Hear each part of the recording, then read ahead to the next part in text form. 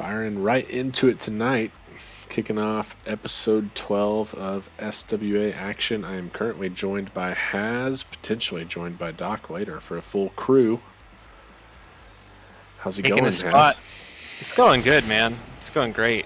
Looking forward to some SWA action tonight. Yeah, as Looking always, forward to taking Doc's commentary spot too. yeah, it's up for grabs, and showing up is half the battle. So I'm good on great at you. showing up. We've got a full seven match card as usual in Dallas, Texas tonight. Mix of good action, starting off with some tag team action. We didn't have any tag matches last week, but tonight we've got AJ Bauer and Corey Wolfhart taking on Deadfire, specifically Diego Mercer and Dead Peace, as third teammate The Crow, Eric Draven, has a match later on in singles action. But Bauer, Wolfhart, and Dead Peace and Mercer kicking us off.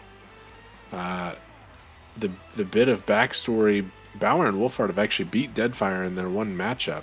So with that in mind, Deadfire's looking to get back even, not only against Bauer and Wolfhart, but tag team as a whole. They sit at 2-3. A victory would bring them back to 500, and a victory for Bauer and Wolfhart would push them above 500. They are 1-1 as a pairing. Yeah, I mean, I gotta say, Deadfire's definitely got the body paint per unit advantage, but we'll see. It should be a pretty even match, in my opinion.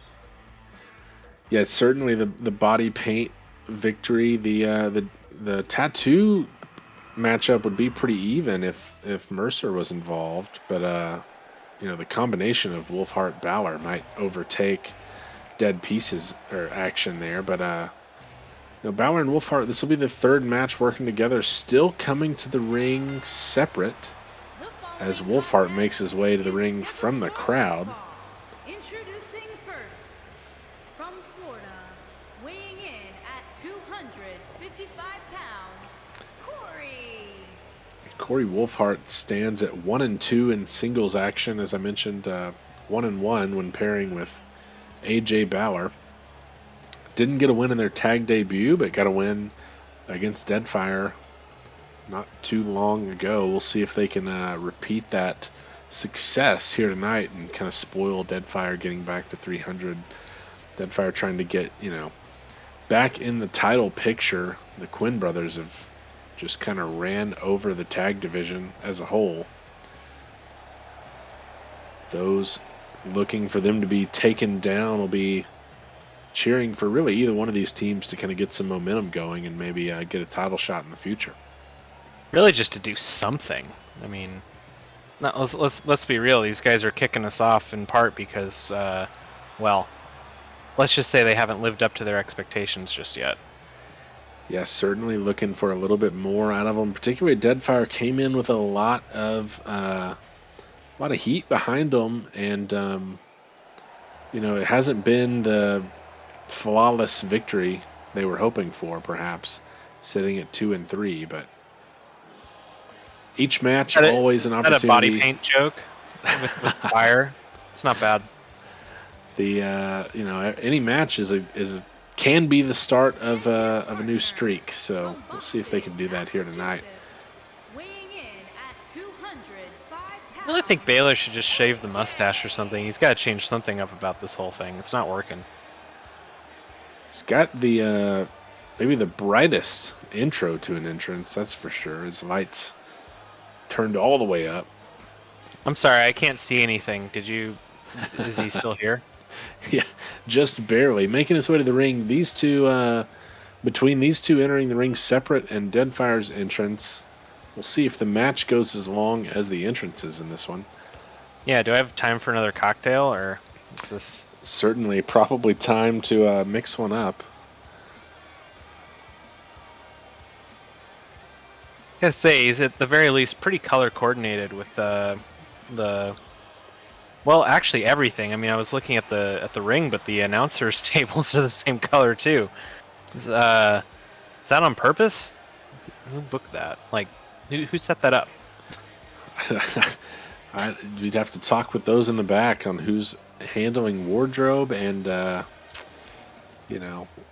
set design, I guess, would be the. Yeah, I mean, I'll admit I'm filling time here because my goodness, these guys like to milk it. Appreciate the fan in the crowd with the "Bald is beautiful" sign with two competitors with a full head of hair. Yeah. Maybe he's just really into bald guys. You never know. Well, the bright lights are gone now, replaced by the ominous beating heart of the entrance for Deadfire. Once again, Diego Mercer, the Phoenix, and Dead Peace, the pairing here tonight among the three members of Deadfire.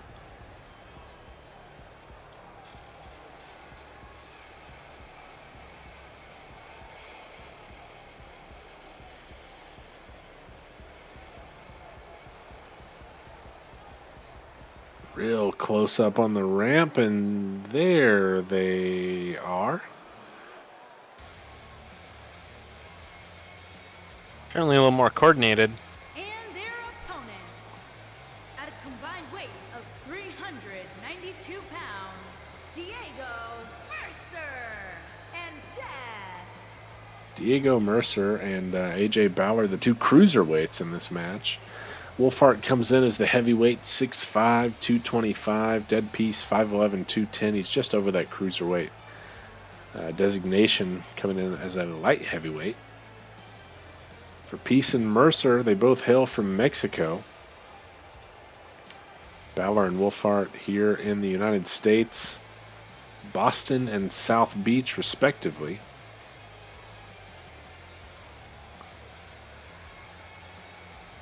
Partners of, we'll say, necessity. Yeah, the start to their singles careers, not necessarily the best. Now, Diego Mercer has gotten it going a little bit in the right direction lately, but Dead Peace sits at 0-3 in singles action, and really career kind of looked like it was on the ropes, no pun intended, and the pairing Absolutely intended, you liar. the pairing with Mercer and Draven has revitalized all three of their careers a little bit, but they still need to get something going a little bit more in the right direction in the tag team division.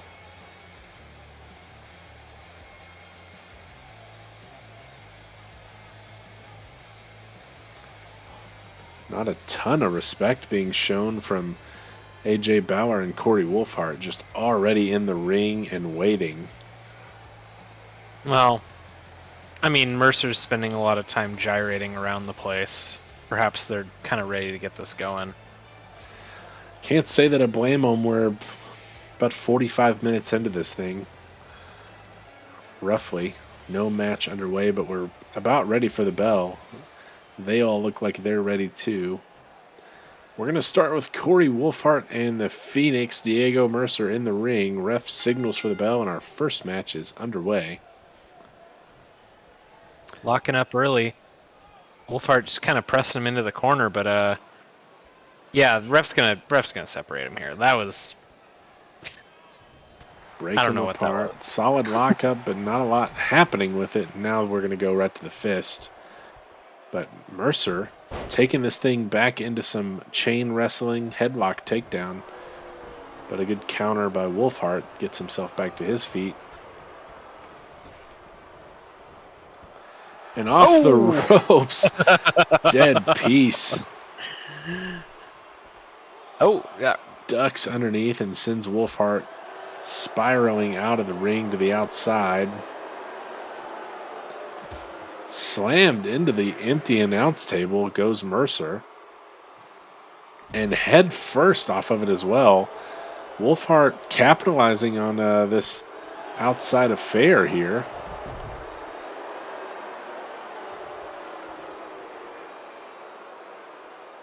Kind of just going. Ooh. Big kick from Mercer there.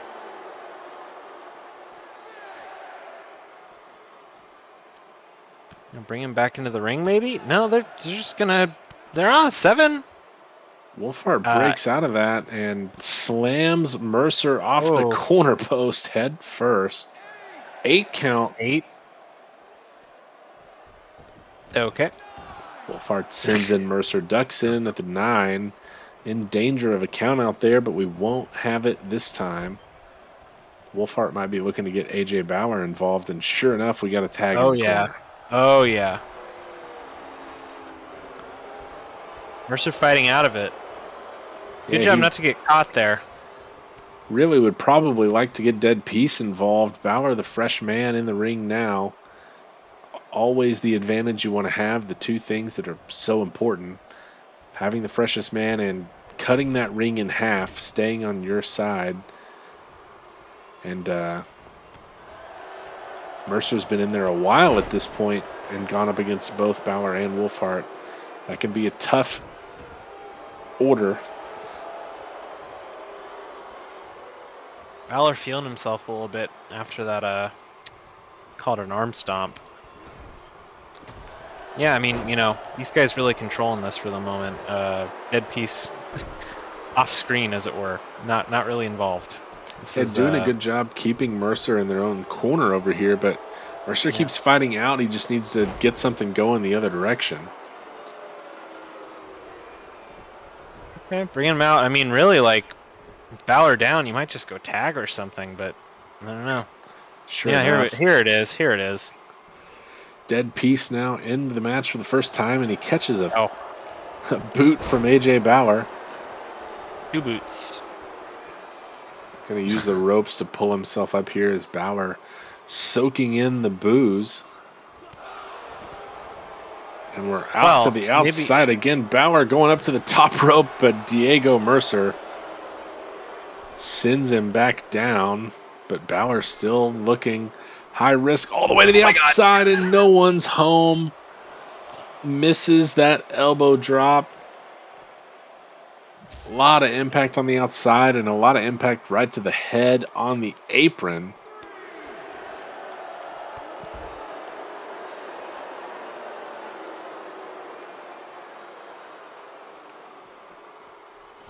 Dead Piece going to get this thing going back in the ring. Big lift. Got him.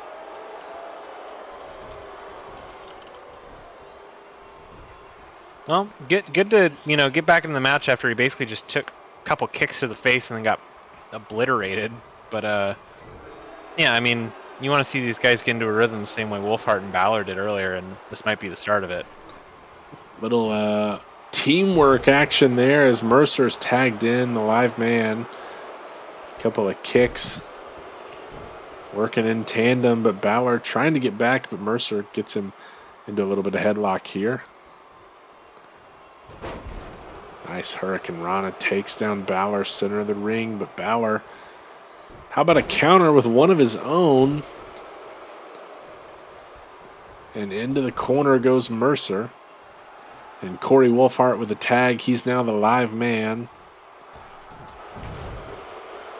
Strong takedown from those two. Diego Mercer having a rough go of it so far. Been in the ring for most of this match. Gut wrench powerbomb from Corey Wolfhard. The strength of the heavyweight on display there. Mercer floats over. Nice takedown there for him.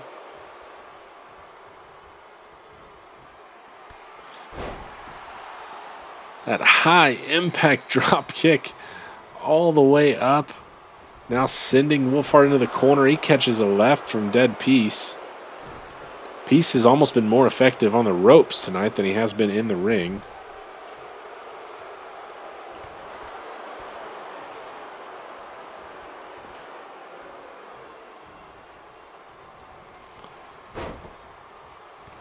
Snaps Wolfhard down, drives the knee into the back.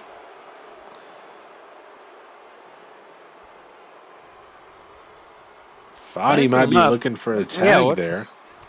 Wasn't really sure about that. I was kind of waiting for, well, frankly, for him to do something. Missed opportunity.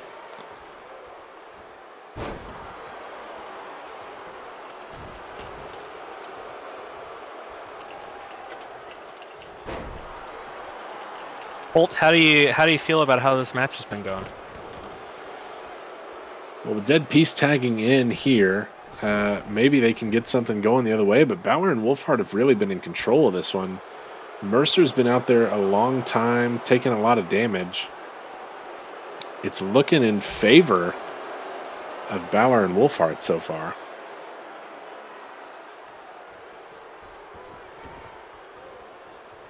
Dead Peace slides him back inside. That gives Wolfhard a chance. He's crawling for Balor, but Peace grabs a hold of him, drags him away.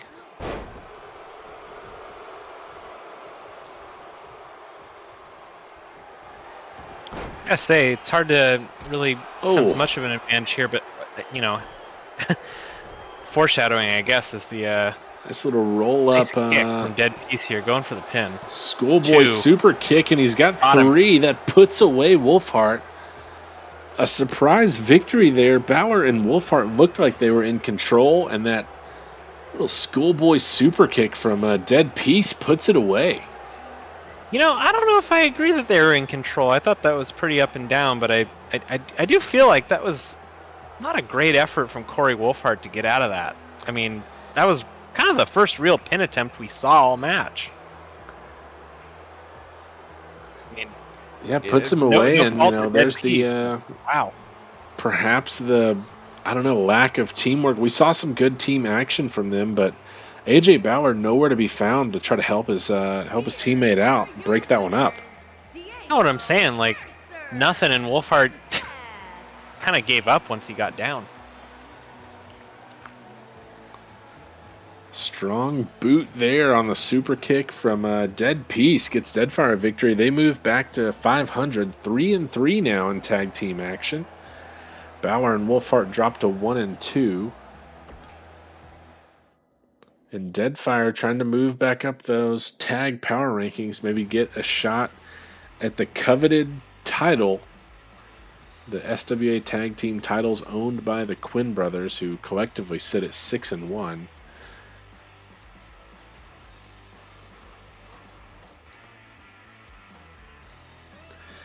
Our second match of the night, a singles matchup between Lucian Bedeau and Painwrecker. These two, Painwrecker was looking to have a pretty good showing in the Rumble at SWA Right to Fight. Painwrecker lasted 35 seconds before Lucian Bedeau tossed him out of the ring unceremoniously. And Painwrecker's going to be looking for a little shot at revenge here against Bedeau. And Bedeau's looking to get just anything going his way in singles action. He started his career 1-5. It's been tough going for him so far. Has not won a match since the inaugural tournament, but did send Painwrecker out of the ring in near record time if it wasn't for Eddie Vortex's 20-second showing. Painwrecker sits at 4-2 in singles action, though, 7th in our power rankings. I don't know how helpful a win against Lucian Bedeau would be for his overall standing, but he wants to get it for a little bit of revenge. Yeah, I mean, Bedeau, kind of looking for something, I guess, is probably the best way to put this. Painwrecker kind of has flown under the radar, I think, but you can't argue with the record necessarily. I'd consider this a pretty big upset if Bedeau gets him here. I definitely think Bedeau comes in as the heavy underdog. His only victory back in the inaugural tournament, facing off against Lazar Malveaux in a match that Malveaux seemingly had under control, and then kind of dared Bedeau to give him his best shot, and it actually kind of ended up working. Bedeau got a victory. Hasn't been able to have that same luxury since then. We'll see what he's got against the 250-pound Painwrecker. Both of these competitors 5'11", but we're talking about a cruiserweight versus a heavyweight matchup due to the 45-pound size differential.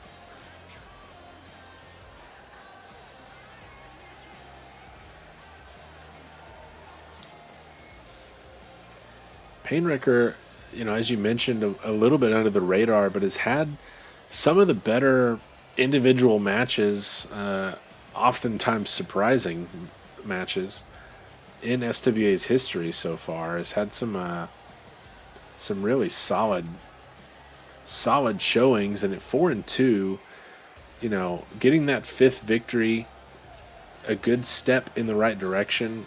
Still not a ton of people who have 5 victories so far in the SWA, and he could join the ranks. Yeah, I gotta say, I mean, I was kind of alluding to him flying under the radar a little bit, but you you look at kind of everybody's happy totals, and his is particularly happy.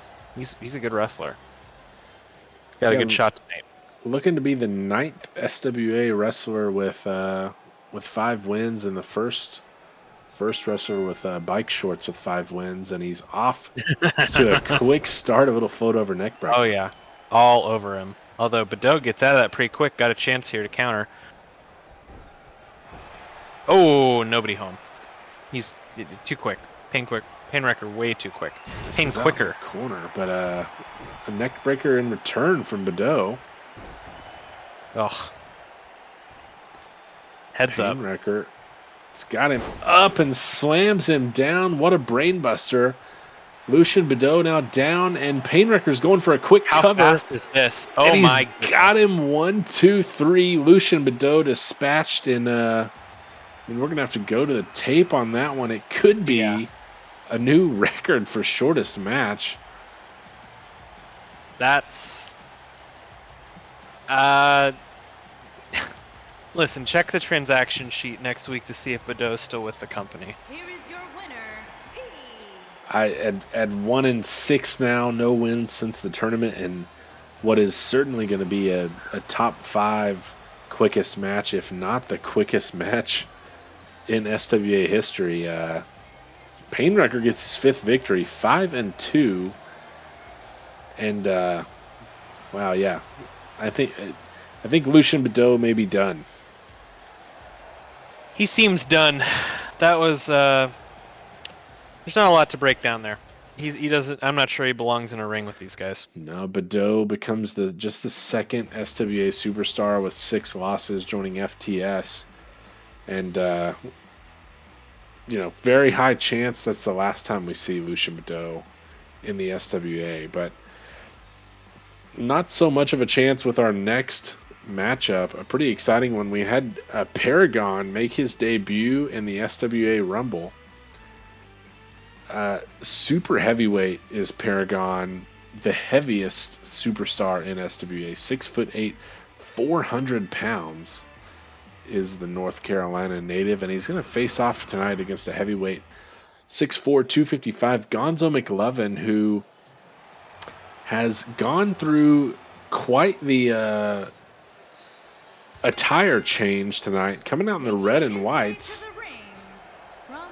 No more all purple, no more turtle shell. It's a new Gonzo. This guy just continues to mystify me a bit. I really couldn't tell you. Glad we're getting a debut out of it, but this guy's kind of in the Badeau tier for me. So we'll see what happens. Well, it's a singles debut for Paragon, and Gonzo McLovin word has been that he's been really in the gym since the Rumble. He had a pretty good showing in the Rumble, actually, a bit of a surprise. And word is that he's kind of taken that and really focused on his game, and been hitting the ring quite a bit more. He had 2 eliminations and was in there for about 4 minutes. 3.5 minutes in the Rumble for Paragon. He also had 2 eliminations. Was eventually eliminated by Tomio Yamaguchi, who... Hey, this guy's fired up. Look at this. I can't tell if he's just excited to be here. We need to call an ambulance. Like, Yeah, Paragon looks ready to go. I think he's just ready to be here. I think he's just ready to go. Man, guy is He is excited for his debut. I mean, pumped up. that's one way to shake off the nerves, right? Is to just shake uncontrollably. 6'8", 240, the most chiseled back in the SWA, but he catches a boot right away from Gonzo Uh-oh. and a neck breaker. Gonzo McLovin looking to play a singles debut spoiler here. I think Gonzo might have a little reach on Paragon here. He's got some surprisingly short arms for such a big dude. Slams the head of McLovin off the ring. Oh, Short arm clothesline for McLovin, though, as he gets back to his feet. just throwing hands. Throwing big hands into the corner. Well, Paragon gets kind of counters out, though. Now going to work in the corner himself. Solid suplex there after bouncing him off the turnbuckles.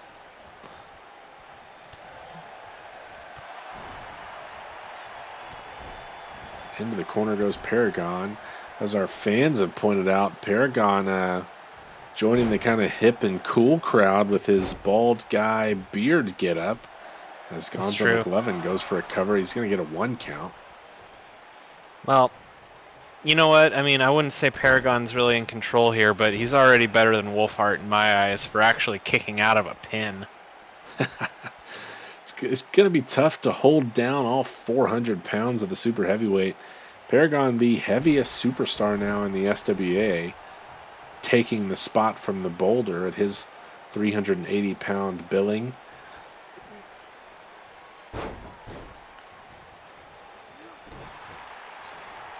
And using that weight to his advantage here, just applying it to the chest of Gonzo McLovin.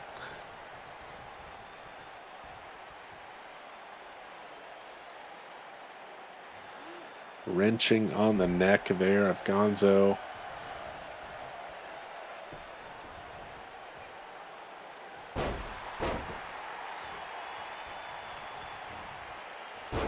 Oh. So let me make sure the mat's okay. Big back body drop there. Paragon's back to his feet. Takes McLovin to his feet as well. And they're going to run into each other. Just a little chest-to-chest action. Oh. Stun gun off the top rope. Paragon seems keen to keep McLovin on his feet. Keeps getting him back up after taking him down. Preferring the stand-up game, but Gonzo counters out of the corner. But a nice catch from Paragon takes him up and just tosses him back down to the ground. Little wave to the crowd, little fist bump. Enjoying himself now. Might have some of those butterflies shaken out, the ones that he didn't get out on the way to the ring, but he's whipped off the rope there by Gonzo McLovin. A little decapitator action. And now McLovin taking the 400-pound super heavyweight for a ride. How about a trio of suplexes? It's a lot of weight tossed around as McLovin now going for the cover. Kicked out at 2 by Paragon. Showing some heart. But might be about to get run over here. Catches the leg. Maybe not. McLovin, I think, might have been going for that pedigree, but he drops the knee face first into it, and Paragon is busted open.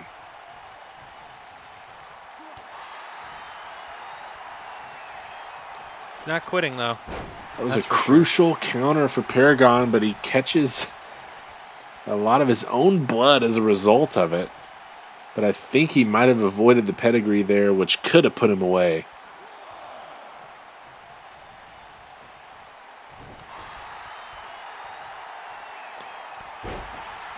again catching that boot, and now Paragon waiting him on up. McLovin to get to his feet. He's got a boot of his own, sends him off the ropes for a pop-up Heads up. power bomb. Right into a cover goes Paragon. He's got McLovin down 1, 2, and 3. Got him.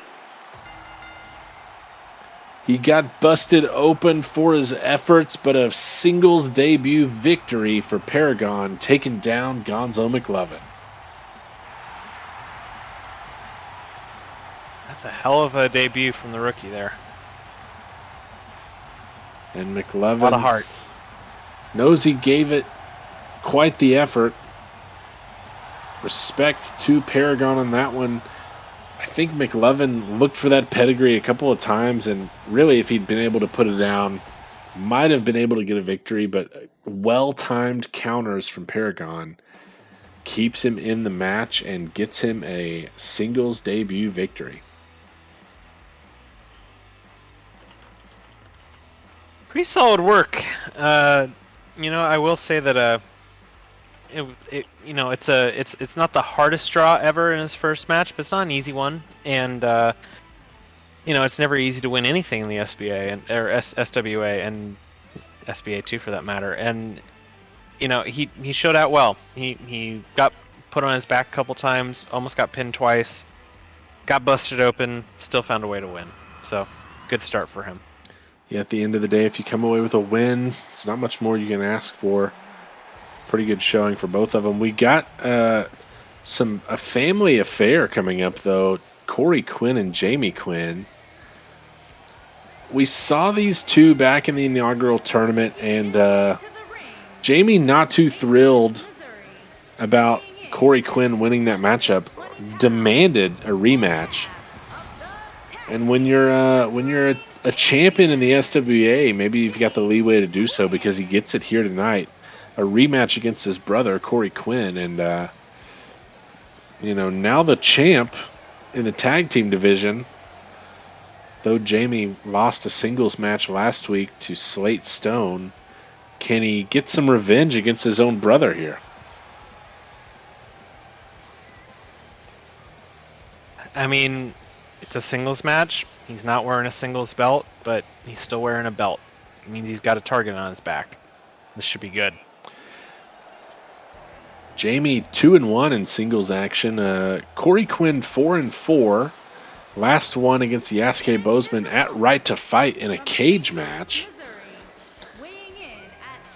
Corey Quinn, perhaps the most decorated of the Quinn brothers in singles action. Of course, Jamie and Noah the most decorated in tag action. But still 4-4. Corey hasn't really got it going entirely yet, but he hangs around 500.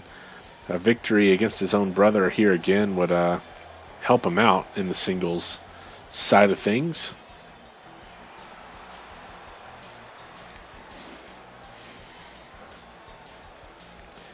He's going to take his time to show out for corners, fans at all corners of the arena here. Absolutely. I mean, who do you got here? I'm really not sure, honestly.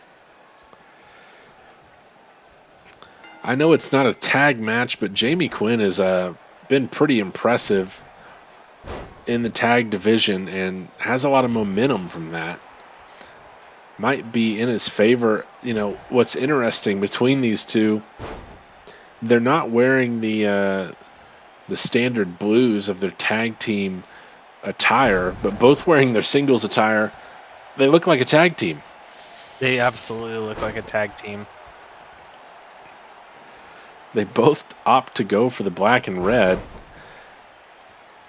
Of course, brother Noah Quinn rocks the sort of grayscale pants in singles action. As Jamie going for a quick cover, looking to embarrass his brother a little bit there, and gets a no count. Oh. Taking this one to the ring. Outside indeed. Jamie drops Corey on his head.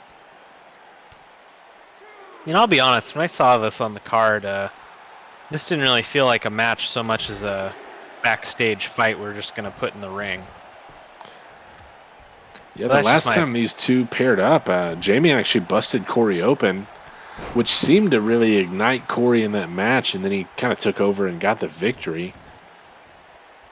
See if anything like that comes up this time as well.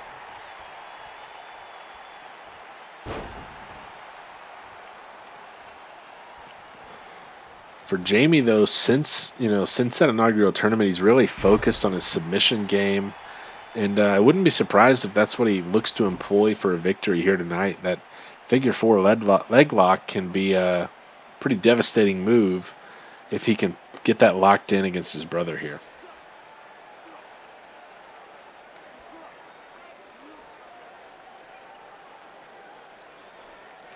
Right now, he's stuck in a headlock, though. Corey's going to let him out and then try to get a cover out of it. Gets a 1 count. Oh, misses a big kick. Nope, just gonna dance around him.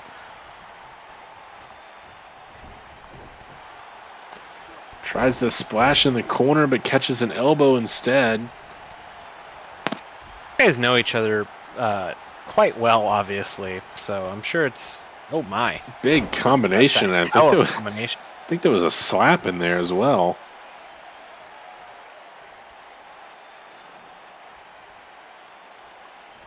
Look out. Oh! Sends him off the apron to the outside with a little bit of a spear there. Lowers the shoulder. But Jamie wants this thing back inside the ring.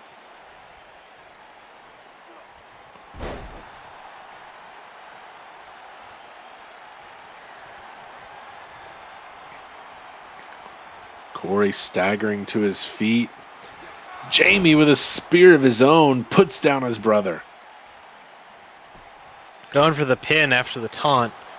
You gotta wonder if that's gonna cost him. Oh, gets a 2 count, and sure enough, might have had enough if he'd have went for the cover right away. Good call. But a bad call for Jamie Quinn. I understand wanting to remind everyone who's in charge here, but it only works if you win. Over the top leg drop there for Corey Quinn. Oh, going to the top rope. Coming in. Oh, nobody there. A lot of impact down on himself.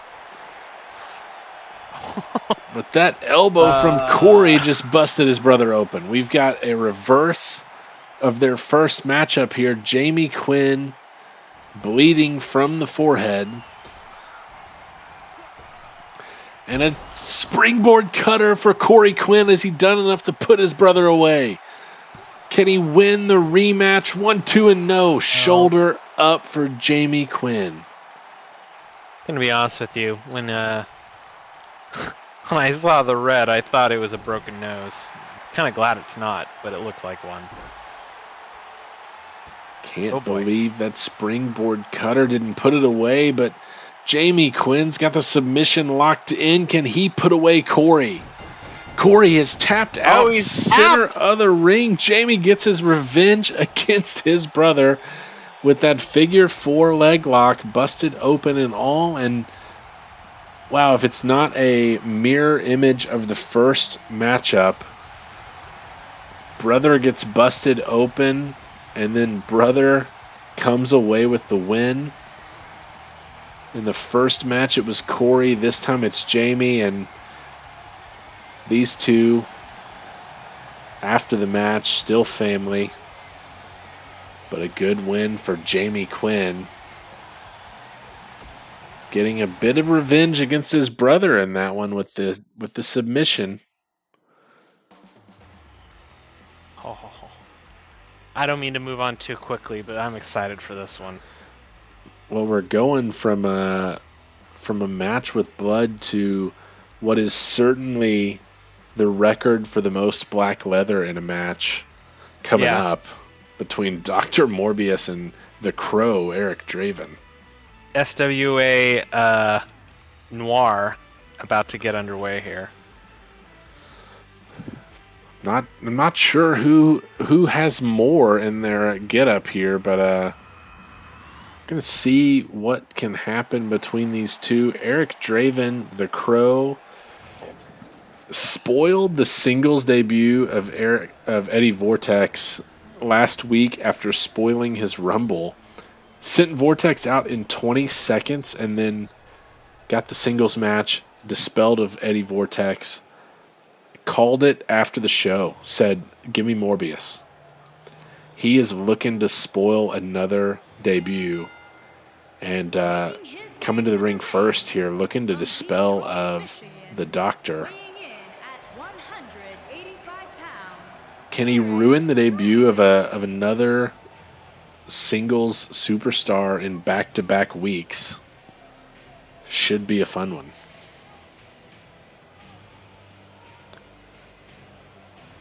Kind of fashioning himself a bit of a gatekeeper, isn't he?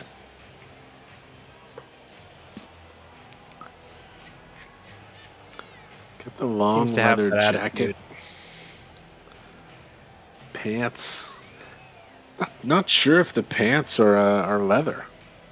Could be.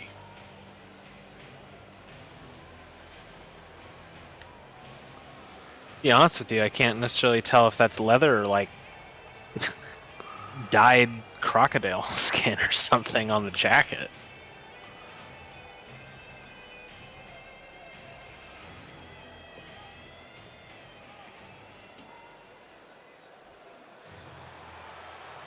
Ah.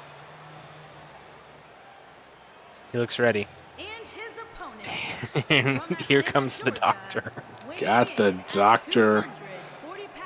Dr. Morbius.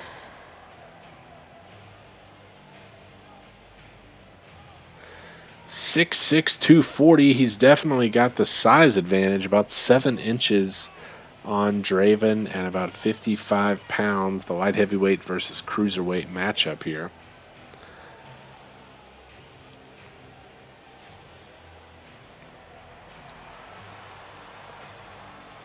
For Morbius, look out for the wrist lock lariat and the tombstone pile driver. For the Crow, going to be I'm going to go ahead and call the black leather mass. Devastating kick that Draven used to dispatch of Eddie Vortex. See what these two have in store as we signal for the bell. Oh, welcome to the SWA. Here's a kick to the groin.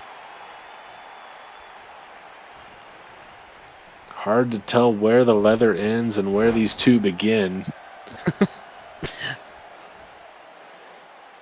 Hurricane Rana takedown for the Crow. And the Doctor catches a kick. That one we could hear up in the top row. Oh, But a little Fez press action from Morbius. whoa! Hang on. That dance move is copyrighted. That's the Domingo Cervantes dance. You can't do that. This is your first match.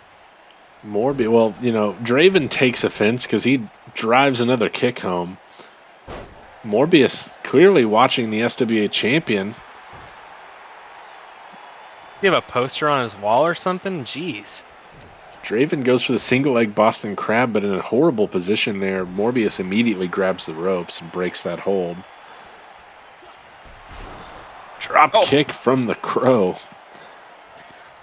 When he hit the mat, it sounded like a gun went off. That was loud. Draven looking for a quick cover as he put away the Doctor here. No, he's got a 2 count though. Surprising how near of a fall that was.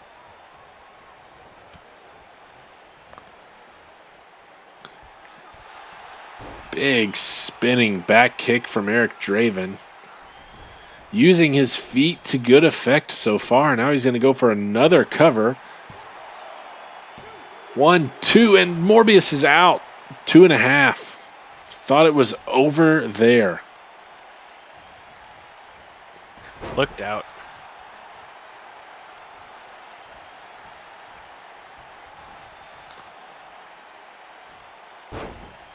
Draven is not going to be happy that he didn't put him away there.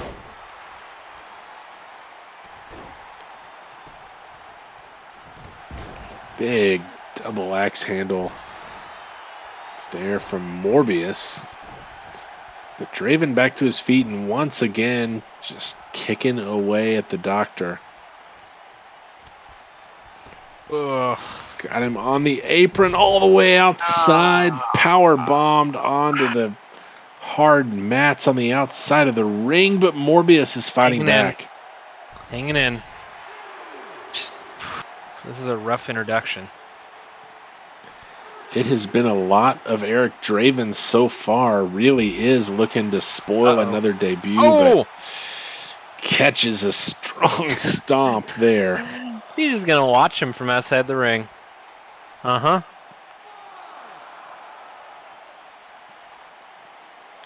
Morbius was going to be happy with a count-out victory there. Instead, Draven is inside, but he gets back in and catches a sidewalk slam. Now Morbius looking for the cover. He's got a 1 count. Draven's out of that easily.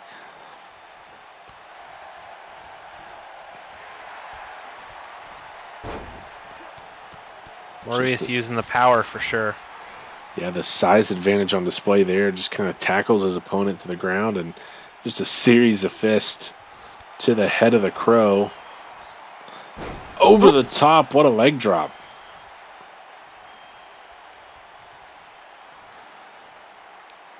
Draven catches that boot there. He's looking for that single leg Boston Crab again. Can Morbius get to the ropes once more? He's trying to crawl over. Draven trying to maintain, but he's able to slip the hold. Submission tactics, not something we've seen a ton of from Draven, but he does tag team with Dead Peace. Maybe something those two have been working on. Another Hurricane Rana takedown for the Crow. Oh. Setting him up. Lifting him up for that black leather mask. Hits it clean and down goes the Doctor. That could be it. 1, 2, and kicked out at maybe 2.5, 2.8. 2.9. I don't know. Hard to say. I mean, I thought that was it. Certainly still be it. Thought it was over for the Doctor there, but he's still in this one. For the time being, kicked out of the black leather mass.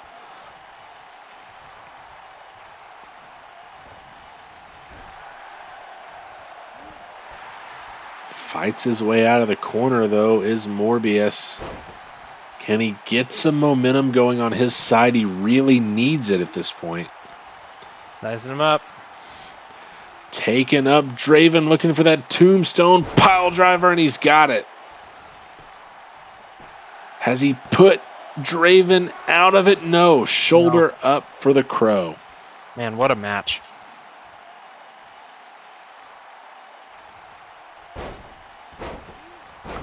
Strong back and forth so far from these two. Now Morbius looking for another cover. Has he done enough? No. Shoulder up at a 2 count, though. That was closer than I expected. How much more do these guys have in the tank, honestly? Kind of what I'm wondering. Next big move might be it. We've seen some strong resiliency from the Crow before. Oh. Is Morbius cut from the same cloth? Their clothes certainly are.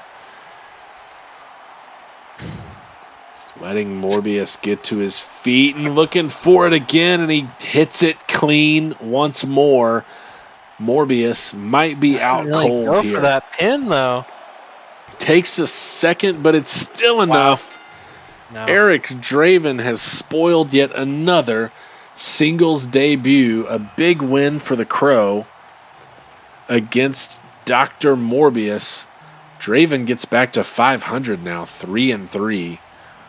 A strong victory for the Crow. Claims his dominion over the black leather in this match.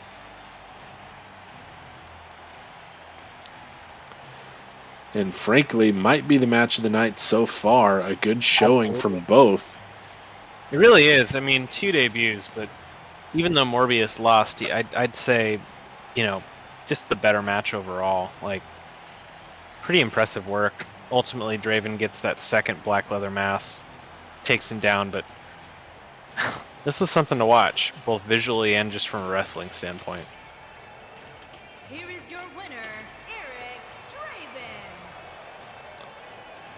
Solid victory for the Crow. 3-3 now in singles action, and a couple in a row. One more, he's got himself a streak. He's going to be sitting and waiting for the next debuting superstar in SWA. That seems to be his preferred method of takedown. This will be interesting. Next up, we got a pretty good one. We've got El Puma, who won the Rumble at Right to Fight. And he won it in the final 2 against Tomio Yamaguchi. These two have faced off in singles action before. Yamaguchi was the victor, so a bit of a rubber match between the two. Yamaguchi sits 3rd in our power rankings. 5-1, he has not lost since the inaugural tournament. El Puma, on the other hand, 2-2. It's been a little bit more of a rough going in singles action, and 1-2 in tag team action. He's got his tag team partner with him tonight, the SWA World Champion, Domingo Cervantes. But Yamaguchi coming to the ring with DDT. Last week we saw DDT in a match, and Yamaguchi accompanied him, so something definitely brewing between those two.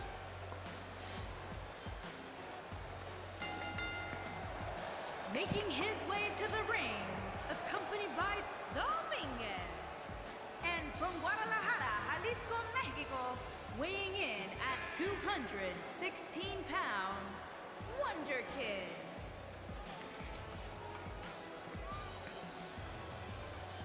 Light heavyweight matchup here tonight. 6'1", 216 for Puma, 6', 210 for Yamaguchi.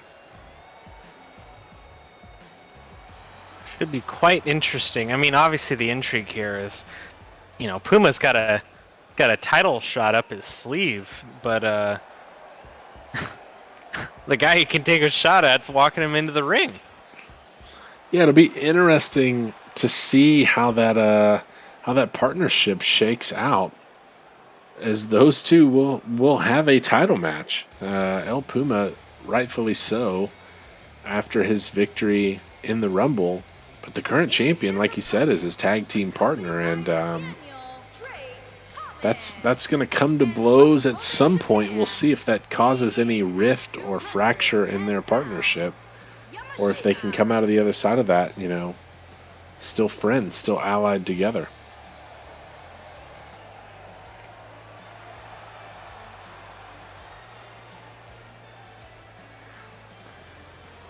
For Yamaguchi, he sits 3rd in the power rankings, behind only the champ Domingo Cervantes and Warren Windham, the former champ. 5-1. He's on a 5-match winning streak in singles action. Hasn't lost since the inaugural tournament, and he's been near unbeatable since then.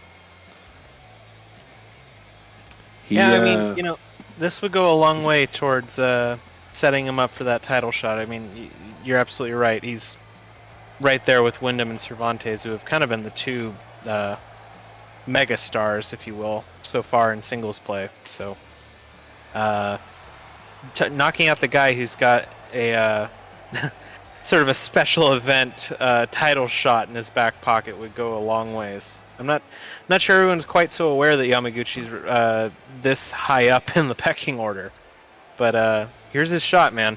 This is a big night for him. Good opportunity here to bolster his resume a little bit more. A lot of people thought that Yamaguchi should have been in Triple G's place at Right to Fight in the title match against Cervantes. A lot of the fans on that side, maybe even Yamaguchi himself, he's definitely got to be looking for a title shot, and knows that, every time out, securing more victories is going to going to help him out a long ways on that. Especially taking down Domingo's partner and the guy with a shot at the title. For Puma, though, at 2-2, his singles action's been a little bit more rough. Really fighting to show that he deserves that title shot. That, he had a great showing in the Rumble. So it wasn't like he snuck out at the end and got a victory. He came out 22nd, which is a much tougher spot to win from. And, hung on out there for over 13 minutes. He was the second longest entrant. So, no fluke victory perhaps, but he'd still like to get some wins in some singles matches to prove that he's got a real shot at the title. Yeah, like I said, I mean, I keep kind of qualifying the opportunity he has because it is sort of one in a unique way. Let's say it doesn't particularly line up with his record, but I mean, all's fair. I mean, that's the rules of the event. He's earned it. I just think sort of narrative wise, it would be a big win for him to show that he can knock off a top contender like Yamaguchi, because he really hasn't shown that much star power in singles. No, we've seen Yamaguchi take him down in a one-on-one match, and though Puma eliminated Yamaguchi in the Rumble with that Hurricane Rana, Puma actually led all competitors with 4 eliminations, but I think it's safe to say his victory in the Rumble was a surprise victory. So, taking down Yamaguchi, who sits at 5-1, third in the power rankings, that'd go a long ways for Puma's resume here. Cervantes kind of over there looking a little distressed. Yeah, if you're Cervantes, I think you're still rooting for a victory here regardless. This doesn't affect his title in any way. It's your tag team partner. But, you're also sizing up, I guess, in some ways, your future opponent. So, kind of a ringside scouting assignment here for Domingo Cervantes. Absolutely. Although you got to imagine he's still rooting for his tag partner. It's just, I mean, you certainly would guess that based on the reactions. Because I mean, let's be real. Puma's struggling in this one. He's getting tossed around a little bit. He looks a little slow. Oh, jumps over the punch there. He hops over a punch. But Yamaguchi with a little single leg takedown. And looking for a cover here. Not sure that he's done enough, but he does get a 2 count. A little closer than I would have expected.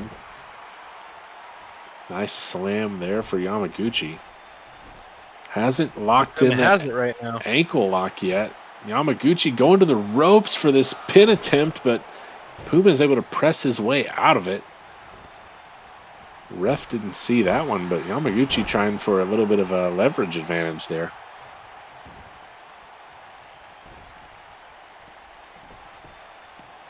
I don't know if this is a great pin attempt here. This is a little bold, shall we say. Yeah, just a 1 count. Yamaguchi has yet to go for that ankle lock submission, with which he has put away a number of opponents. But Puma with that Gamangiri cartwheel moonsault there and going for the cover, but DDT grabs the ref and breaks the count. Oh.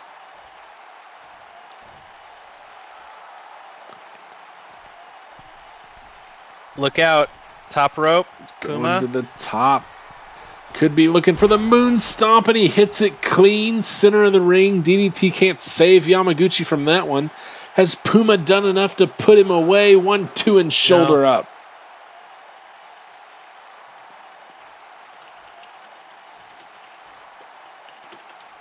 Wow. That's... what a sequence, honestly. I mean, I guess managers do come in handy sometimes. Yeah, that the Gamangiri cartwheel moonsault looked like it might have been enough. A well-timed breakout for DDT, but the moon stomp didn't put him away either. The And chair? there's a chair in, and what a kick from Yamaguchi. Puma's now laid out across the chair. I think that came in from DDT, and it looks like Absolutely Puma's did. busted open a little bit.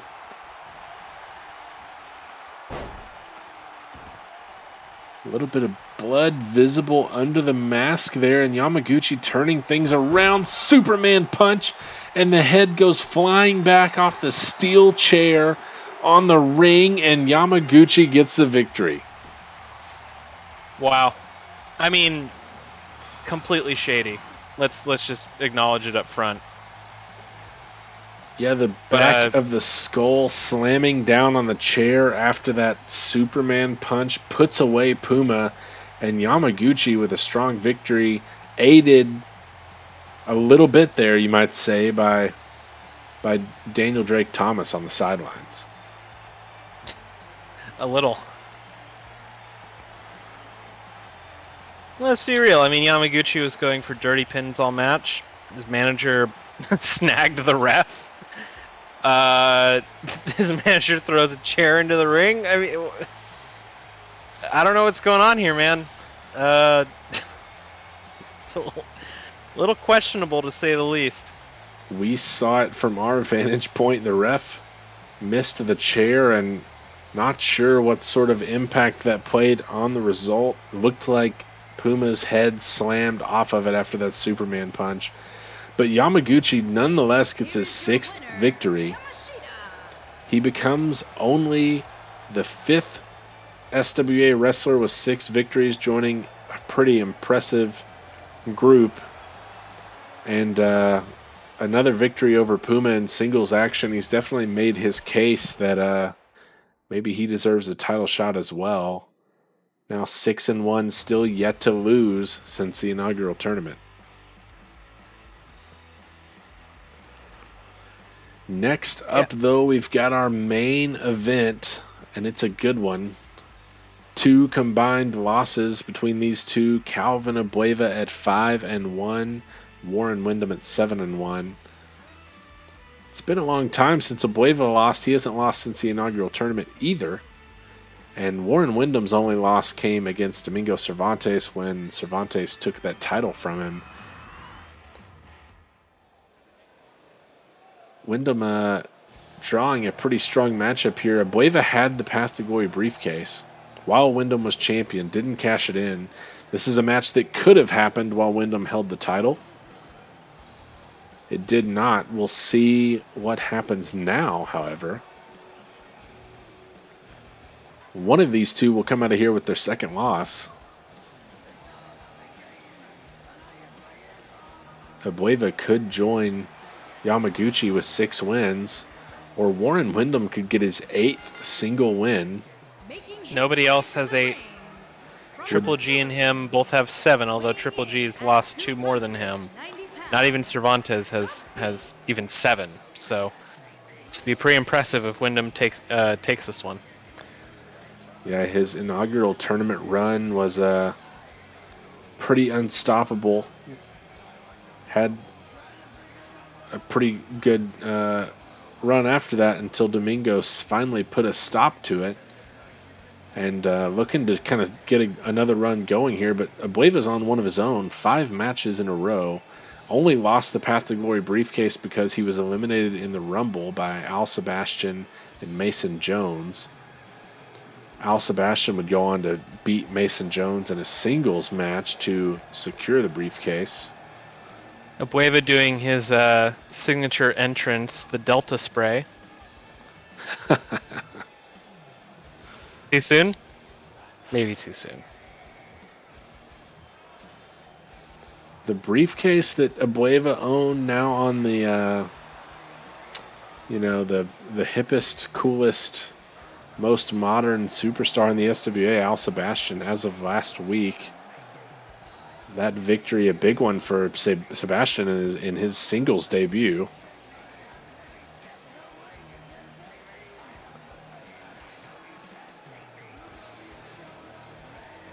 Bueva taking his time here as we await the former champ Warren Windham, SWA's first ever champion. Would no doubt love to get himself a rematch. Dispelling of Calvin Abueva here would go a long ways towards doing that.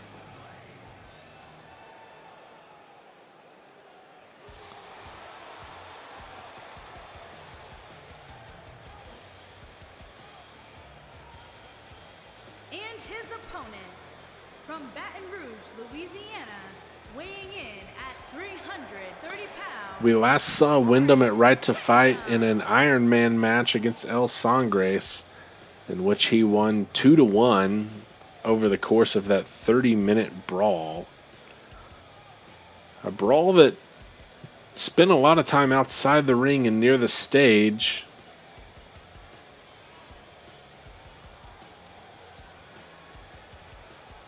Big man clambering into the ring, shall we say.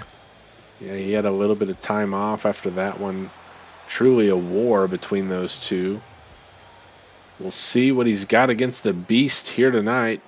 6'10" for the Beast. He's got the 6-inch height advantage, but Windham's got the 40-pound weight advantage. One of SWA's 3 super heavyweights at 330 pounds. Tell you right now, I think Windham's going to clobber this guy. Big boot from Windham. Clothesline from Abueva, but it doesn't take down the super heavyweight.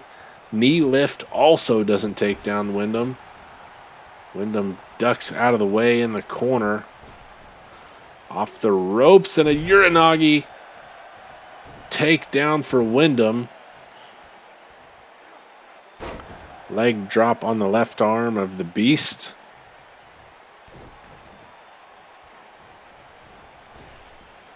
And a big elbow drop. A lot of weight behind that one.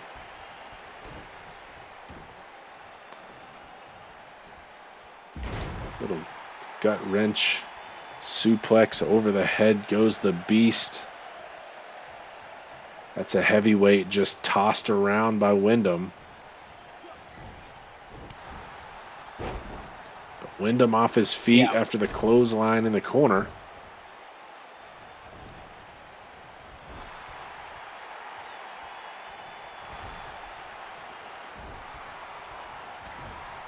Couple of shots to the gut. Finally get Warren down in the corner once again and dumps him off the buckle.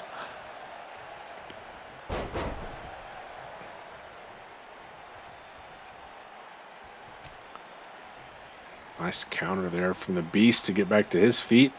But Warren grabs a hold of him. Oh. Big stalling suplex there. Windham with a splash and right into a cover. He's got the Beast locked up, but he's only got a 1 count. Do it again. How about another? Just tosses him over the head. Abueva, be honest, maybe wisely rolling to the outside to catch a break. Windham doing that bounce off the rope into that splash kind of looks like a whale breaching.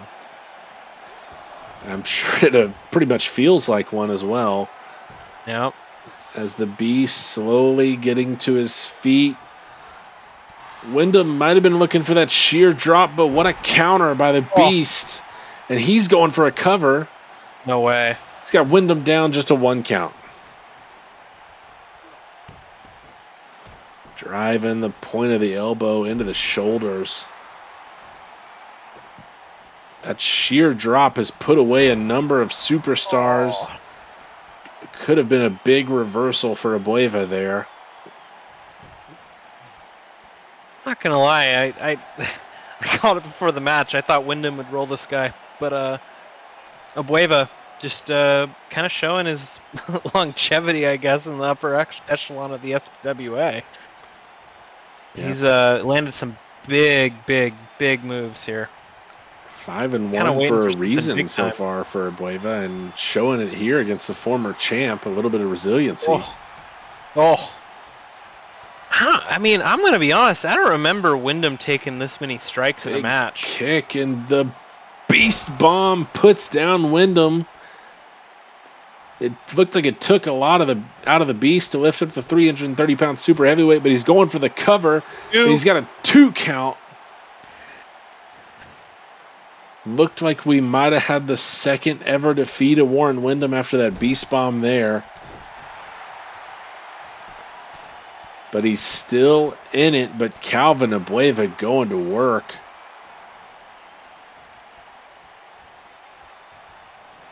Windham just catches that punch, though, in a big headbutt.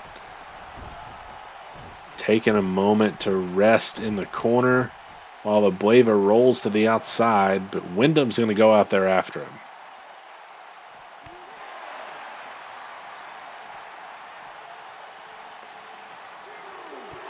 Oh, and a nice counter while up in the air from Abueva. Wyndham gets back in the ring just like Abueva dared him to. Knees to the back, puts down Wyndham once more. Driving the left leg into the mat. And Calvin's going to go for a cover center of the ring here. Late count. Wow. You know, I'd say a little unlucky there. Ref took a long time to get over there. 2 count. Calvin's looking for the beast bomb once more. Got it, and right where he wants him, center of the rings. Got to go for the cover here, and he does. Ref down for the count. 1, 2, and 3. No way. The beast upsets perhaps the former champion. Abueva goes to 6-1, and Wyndham has a second loss. I'm going to tell you right now, I was wrong. I doubted Abueva. Abueva's got something going here. Wyndham looks in disbelief. I mean, let's be real. He's lost 2 singles matches ever, and you could at least understand one of them. I mean, that's the only loss Cervantes had was to Wyndham in the tournament. So I mean, it's not exactly a particularly shocking result there that he'd finally lose to Cervantes in round 3 if you count the multi-man. But to lose to Abueva in a singles match, not even for the title, I mean, geez, what's going on with Warren Windham?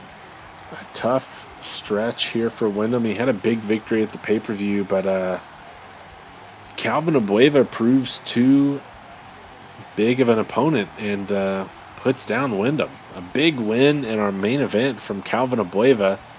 He'll move to 6-1, and he's going to be right up there, him and Yamaguchi both. 6-1, no losses since the tournament. Wyndham gets his second ever loss there, and for the first time he's going to be probably outside of the top 2 in the power rankings. What a showing from Calvin Abueva, and what a show overall we had tonight. Saw a tag victory from Deadfire. Painwrecker put away Lucien Badeau, and what we need to go check on could have been record time. Paragon got a debut victory. Jamie Quinn gets his revenge against Corey. Eric Draven spoils the debut of Dr. Morbius. Tomio Yamaguchi with the aid, you might say, of DDT gets a victory against El Puma. And Calvin Abueva takes down Warren Windham. On a great night of SWA action, we've got episode 13 coming to you next week. Appreciate all of you coming out. Appreciate you joining me on commentary tonight, Haz. Anytime, man. And we'll catch you all next week for more SWA action. We have 2 more episodes before our next pay-per-view, so be on the lookout for more information on that coming up. And have a great weekend.